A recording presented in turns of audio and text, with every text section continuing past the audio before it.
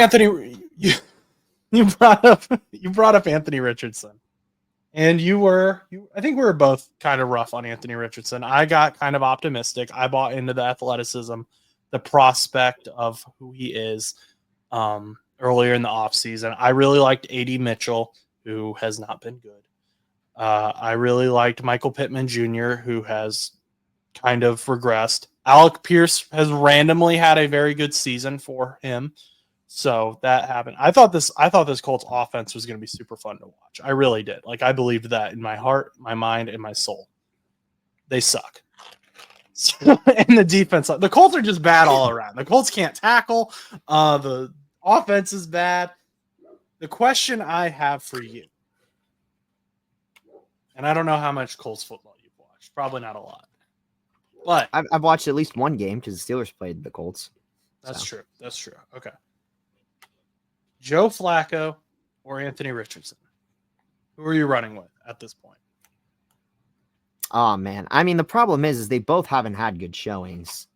So, I mean, there's a part of me that wants to say Flacco because I don't think AR is ready, but I think AR did better than Flacco did on Sunday. I don't know how well Flacco ended up finishing with, but I know you messaged in the group chat that he was not looking too hot. I think it was 0 for 1 and a 57-yard pick six to start off the game, if I remember correctly. I mean, I don't know. I mean, the thing is with Joe Flacco is he had that really good year with Cleveland, so you would expect him to at least, as we were talking about with bridge players, be that kind of like that bridge player for Anthony Richardson, who's been struggling a little bit. And maybe that's your sophomore slump, or it really shouldn't be because he only played 2 games in his freshman year, in his rookie year. So there really shouldn't be much of a slump here. But I don't really know what's going on with AR, but I don't know. I feel like at this point, I find it really interesting that they have pretty much come out and have said that Anthony Richardson is benched for the rest of the season. I think that might be a little too strict because you've already bought in the Colts organization has already bought into Anthony Richardson starting. He has already started 8 games total for the Colts. Obviously, we'll put last year aside. He started the first 2 or 3 games of the season, got hurt, and then obviously they benched him, but that was because he couldn't freaking move his arm.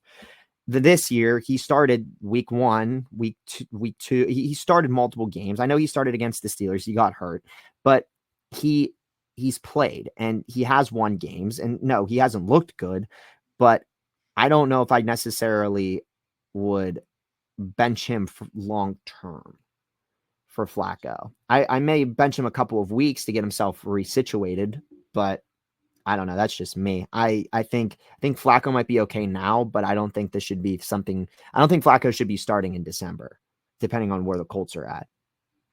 So the argument was originally that Joe Flacco was the team's best short-term solution to make the playoffs.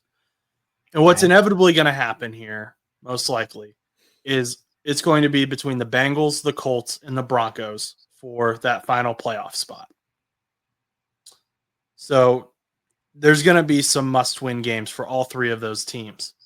Bengals play the Broncos. I don't know if the Broncos play the Colts. I know the Bengals don't play the Colts. So that head-to-head between the Bengals and Broncos could be big as well. Probably will be. Joe Flacco has not won them games. They are not winning games with Joe Flacco. In fact, Joe Flacco, in his 2 starts in November, has gone 2-4 on touchdown to interception. He threw 0 touchdowns against the Vikings. He threw 2 touchdowns against the Bills, but he threw 3 interceptions. He just hasn't looked good. The problem, though, is like looking at him statistically this season, he has better stats than Anthony Richardson has had in a shorter amount of time. Because I know AR got hurt in the Steelers game, but if you go through from September to October of all of AR's games, 212 yards, 2 touchdowns, and interception. At Green Bay, 204 yards, a touchdown, 3 interceptions. Versus Chicago, 167 yards, 2 interceptions, no touchdowns. Pittsburgh, he got hurt. So he only had 70 yards. Miami, 129 yards, and no touchdowns, no interceptions. And I'm not encompassing rushing yards for this. And then 175 yards, 1 touchdown, 1 interception for a total regular season stat line of 958 yards and 4 touchdowns and 7 interceptions. And then Joe Flacco has had 168, 2 touchdowns against Pitt, 359 and 3 touchdowns against Jacksonville, 189, 2 touchdowns and 1 interception against Tennessee, 179, 0 touchdowns and an interception against Minnesota. And then Buffalo, he had 272 yards, 2 touchdowns, 3 interceptions for a total of 1,167 yards, 9 touchdowns, 5 interceptions. So, and I'm only reading that off because if you're looking at it statistically, then I guess you kind of would make an argument to say that Joe Flacco should be that short-term player for you to make playoffs. But I don't know. I guess you're more of a Colts expert than I am. Well, I mean, this doesn't even have to come down to being a Colts expert. I mean, we can just look at this practically. You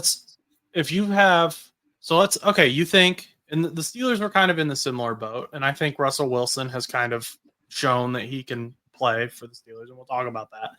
But if you're where the Colts are right now, and you are a fringe playoff team, and Joe Flacco, eye test wise, has not shown me that he is clearly better for the Colts than Anthony Richardson. Yes, the stats are better. I don't know. I think AR provides more for the rushing game, with Jonathan Taylor than what Joe Flacco does. But I don't know that even if the Colts sneak into the playoffs, they aren't going to go far. They aren't. No. The AFC is looking sneaky this year. This isn't a year for the Colts to win it all. And they might not want to admit that, but I think they know that. And I think Colts fans know that. Especially like with the amount of them that want Gus Bradley fired, the DC. Here's what I'm asking. Would you rather have Anthony Richardson develop in a season where you're most likely not going to go anywhere? Or would you rather they next offseason say spend a lot in free agency, draft really well again, which I think they did okay this year, and then still have Anthony Richardson developing?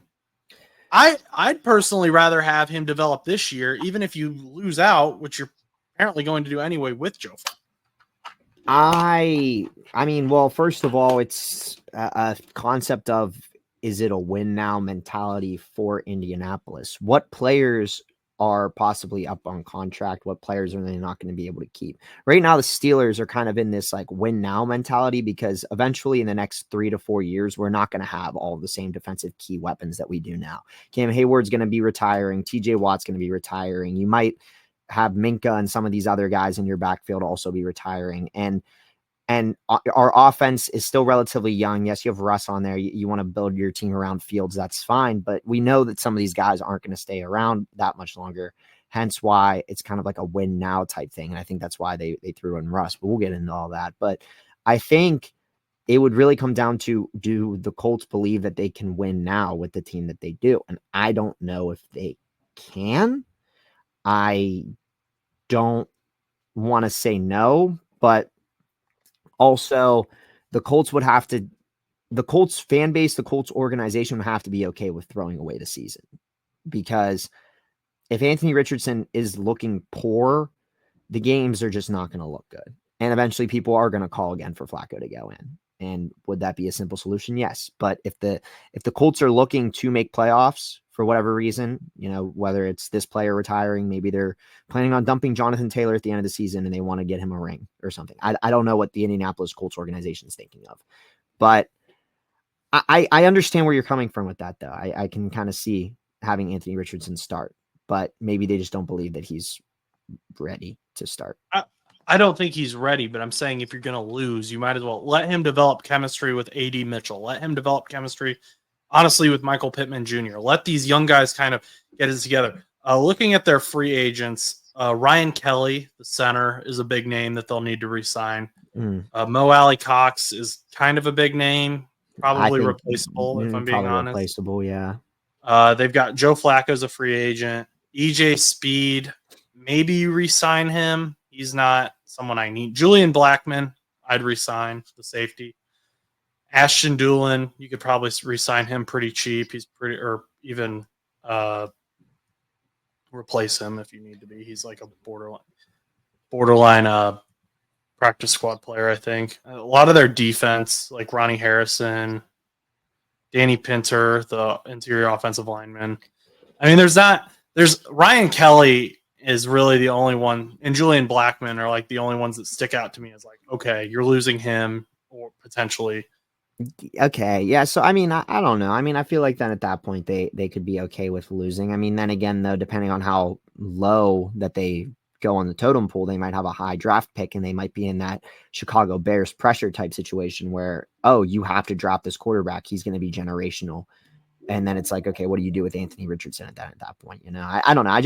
I wouldn't tank, but I would definitely try to win. And I think by putting AR in, you're not necessarily tanking. I mean, you're going to develop him, yes, but you also have to like kind of think long term about these weird hypotheticals that could happen. I mean, if Pittman Jr. is frustrated with how Anthony Richardson is throwing to him, or he's not getting the ball enough, he's going to pull a Pickens and want to leave. So, I mean, you're gonna have to battle that too. And if Joe Flacco's that short-term opportunity to get you into playoffs, I mean, the problem is though, is Joe Flacco did not look good in playoffs last year, and some of these teams look defensively better than those teams last year. I mean, Buffalo looks great. Kansas City is fraud. Baltimore is I hate Kansas City, and no, it's not because my team's not winning, because my team is doing really well, but I'm saying that because I think that there should be some games that they probably should have lost. But Kansas City, fraud. Baltimore has a good team. I think Pittsburgh has a good team. Buffalo has a good team. I think there are some really solid teams in the AFC this year, and I don't know if Indianapolis is going to be able to keep up. And yes, they kept up with the Steelers and some of these teams, but I mean, when you're at home, it's different than when you're away. And in the pressure of AR being in a playoff game and stuff, and Joe Flacco not looking too hot, I mean, there's really no win-win here for the Colts. I feel like their backs are kind of against the wall, because there's really no simple solution, in my opinion. And maybe the answer is, and they're so re-signed some of the guys on the O-line. They drafted well, I think, for O-line, though. Dalton Tucker was an undrafted free agent. I think he's been playing pretty well. Goncalves hasn't had a ton of time, but he's played pretty well. I think he had some iffy games against the Vikings. I didn't necessarily see if he played, or if he did, how he did against the Bills. Tanner Bortolini has looked good. I think you've got to extend Ryan Kelly. I think you've got to maybe extend some other offensive line guys, maybe EJ Speed, re-sign Julian Blackmon. And then after that, I don't know that you really have to extend anyone, because Taylor's already been extended. Pittman Jr. has already been extended. You're hoping to develop AD Mitchell. Alec Pierce seems to be developing. So you've got some guys. You've got guys you can work with, but they're all in the developmental stage. And if that's where the Colts are right now, that's fine. You knew when you drafted a guy like Anthony Richardson, who had less than 20 starts in college, you're gonna have some bumps. It's gonna be a rocky road. You drafted him based on his potential. So I get what you're saying of it's a hard decision, but for me, it's not really that hard of a decision, because I don't think the Colts are going anywhere. If the rest of this team was like, doing great, and it was just the quarterback position that needed fixed, then fine. But it's not. It's everything. They can't tackle, which the Bengals can't tackle either, so don't take that personally, Colts fans. But they struggle with tackling. They take bad angles. They've had struggles, and maybe it's a Shane Steichen thing. Maybe his offensive scheme that he's created for this team doesn't work well with this team. I don't know, but I just think I would rather have Anthony Richardson develop, get used to playing well, and then once the defense is good, you can go win some football games. If I'm a Colts fan, I root for the Colts, but Bengals are my number one team. We'll see what happens. Hey, you're an Indiana boy, so. I'm an Indiana boy. I want them to do well, although this year, if it becomes between the Bengals and the Colts, sorry, Bengals all the way. It's just how it is, yeah. I agree.